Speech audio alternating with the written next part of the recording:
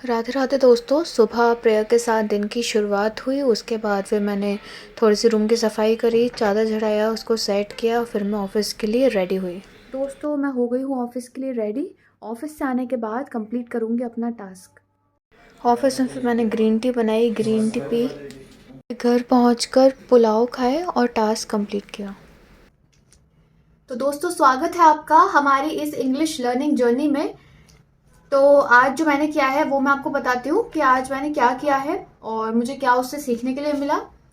तो ग्रामर की पहले बात कर लेते हैं। तो ग्रामर का जो पोर्शन था उसमें आज था पास्ट टेंस के बारे में आज मैंने पढ़ा है।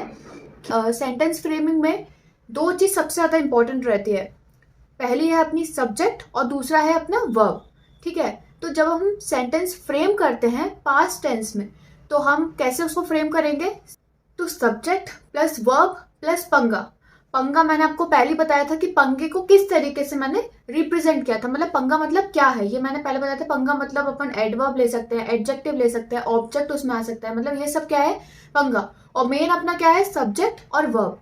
तो जब हम पास्ट टेंस की बात करते हैं तो पास्ट टेंस में सब्जेक्ट जो आता है जिसके बारे में बात हो रही है सेंटेंस में, वर्ब मतलब एक्शन, जो सेंटेंस में एक्शन हो रहा है वो होती है अपनी वर्ब।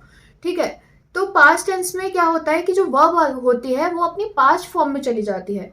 ठीक है, तो वो जो फ्रेम होता है सेंटेंस का subject plus verb past form, verb की पास्ट फॉर्म प्लस पंगा, तो ये सेंटेंस फ्रेम बन के अपना होता है पास्ट टेंस। अपन जब ये सेंटेंस को फ्रेम करेंगे तो ये सेंटेंस बनेगा पास्ट टेंस का। ठीक है, जैसे कि कुछ एग्जाम्पल देख लेते हैं। इसका एग्जाम्पल है आई प्ले फुटबॉल।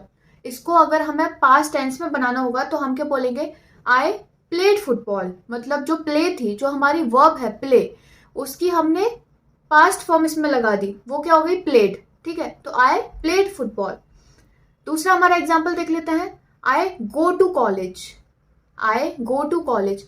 अब गो टू कॉलेज में एक कंडीशन है, क्योंकि कोई कोई ऐसी वर्ब रहती हैं जिनको हम ईडी फॉर्म में चेंज नहीं कर सकते। जैसे कि हमने प्रीवियस जो अपना एग्जांपल देखा, पहले वाला क्या था, आई प्ले फुटबॉल, तो हमने प्लेड को, प्ले जो था हमारा, जो हमारी वर्ब थी प्ले, उसको हमने ईडी लगा के प्लेड में बदल दिया था, जो वर्ब की पास्ट फॉर्म हो गई। लेकिन जब आई गो टू कॉलेज की बारी आई तो हम इसमें गो में हम ईडी नहीं लगा सकते। ठीक है, इसके लिए पास्ट फॉर्म का यूज करना पड़ेगा। तो इसमें आई गो टू कॉलेज में जो पास्ट फॉर्म है वो यूज होगी, तो गो की जो पास्ट फॉर्म हो जाएगी वो इसमें कन्वर्ट होकर हो जाएगी वेंट। ठीक है, तो हम सेंटेंस बनाएंगे आई वेंट टू कॉलेज, गो की जगह हो जाएगा वेंट। ठीक है, अब एक पैराग्राफ देख लेते हैं। पैराग्राफ था कि अगर मैं अपनी मम्मी के साथ मार्केट गई हूँ, ठीक है, तो मैंने और वहां पे क्या क्या किया मार्केट में मुझे ये बताना है। तो अब मैं मार्केट गई थी, मतलब मैं हो आई मार्केट, अब मैं उसके बारे में बता रही हूँ कि मैं मार्केट गई थी और मैं क्या क्या वहां पे किया। तो ये जो अपना पूरा पैराग्राफ चलेगा ये पूरा पास्ट फॉर्म में चलेगा, मतलब पास्ट टेंस का इसमें यूज होगा। ठीक है, कैसे फ्रेम करूंगी? I I went to the market, I went to the market with my mother yesterday. मैं कब गई थी? कल गई थी। ठीक है, I went to the market with my mother yesterday. First we went First we went to a shop to buy some clothes. My mother purchased a sari. Then we went to an utensils store and we had a wonderful day together. अब इसमें ध्यान देने वाली बात है कि जहां जहां वर्ब का यूज हुआ है, जैसे कि गो जहां पे आना था उसकी जगह वेंट आ गया। ठीक है, अगर मैं प्रेजेंट में इसकी बात करती तो मैं जो वेंट है उसकी जगह गो कर देती। यहाँ पे अपन को पास्ट में फॉर्म करना है सेंटेंस, तो इस वजह से हमने अब वेंट का यूज किया है। ठीक है, और अगर आप देखेंगे तो परचेज की जगह हमने परचेज्ड का यूज किया है, जो वर्ब। अब दूसरा हम आते हैं वोकैब के पोर्शन पे। ठीक है, तो वोकैब में जो मैंने पहला वर्ड किया है वो लिया है ओथ। ओथ शायद आपने सुना होगा। ओथ मतलब होता है कसम या फिर शपथ लेना, ओथ। ठीक है, ओथ मतलब होता है कसम या फिर शपथ लेना। सिमिलर इसके वर्ड्स रहते हैं plead and vow, plead and vow. ठीक है, एग्जाम्पल देख लेते हैं।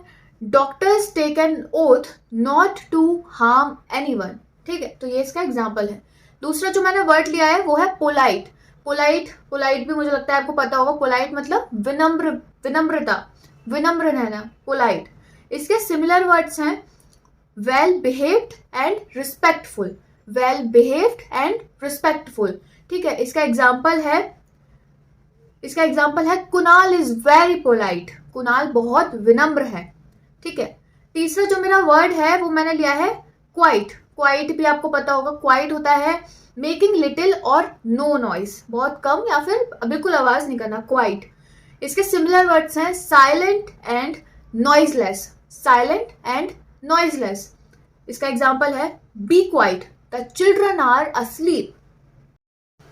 तो मेरा जो चौथा वर्ड है वो है सीवियर। सीवियर मतलब होता है गंभीर, सीवियर मतलब गंभीर, इसको हम बोल सकते हैं वेरी ग्रेट, इंटेंस। ठीक है, तो इसके सिमिलर वर्ड्स हैं सीरियस एंड ड्रास्टिक।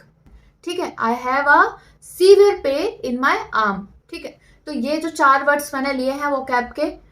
तो वो कैप पोर्शन के बाद अब रीडिंग पोर्शन में मैंने एक पैराग्राफ लिया था, वही छोटा सा पैराग्राफ एक क्यूट मैसेज के साथ मैंने लिया था, उसको मैंने रीड किया, उसको मैंने रिकॉर्ड भी किया था, वो मैं आपको बताऊंगी। तो वो पैराग्राफ ये है।